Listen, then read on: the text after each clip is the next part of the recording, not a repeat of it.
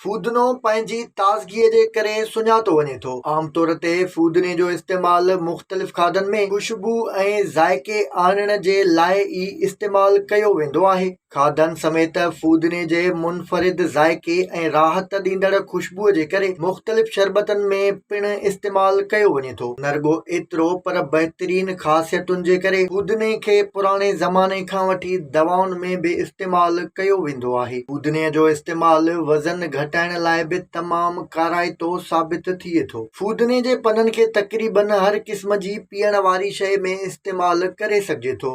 मुख़्तलिफ़ जूस हुजनि, तोड़े शरबत ऐं चांहि, फूदने जा पन पवण सां उन्हनि जो ज़ाइक़ो ऐं फ़ाइदा वधी वेंदा आहिनि। ॿियनि ॻाल्हियुनि खे छॾे बि जेकॾहिं फूदने जे पननि खे राति जो सादे पाणीअ में पुसाए सुबुह जो निंड मां जाॻण सां इहो पाणी नेराने पीजे त सिहत लाइ तमामु फ़ाइदेमंद हूंदो आहे। फूदने जी चटणी बि ठाहे सघिजे थी। जॾहिं त फूदने सां सावा धाणा ऐं थूम गॾाए चटणी ठाहिजे त खाधे जो ज़ाइक़ो ऐं फ़ाइदा अञा बि वधी वञनि था। फूदनो ऐं ॾही आंडनि जी सिहत जे लाइ बहितरीन खुराक आहिनि, जेके खाधे खे सही नमूने हज़म करण समेत वज़न घटाइण में मदद कनि था। फूदने जो रायतो बि खाधनि में सिहतमंद वाध कंदो आहे। फूदने जे पननि में मौजूदु मिंथोल या थधाण इंसान जे हाज़मे खे बहितर कंदी आहे। इहा थधाण खाधे वारियुनि शयुनि खे घुर्बल अंदाज़ में ॻारण ऐं टोड़ण में मदद करण सां गॾु चर्ॿीअ खे गॾु थियण खां रोकींदी आहे। वज़न वधण जो सभ खां वॾो सबबु कैलोरीज़ जो घणो इस्तेमाल हूंदो आहे। जेकॾहिं तव्हांजे जिस्म में कैलोरीज़ जो मिक़दार घणो आहे त पंहिंजे खाधे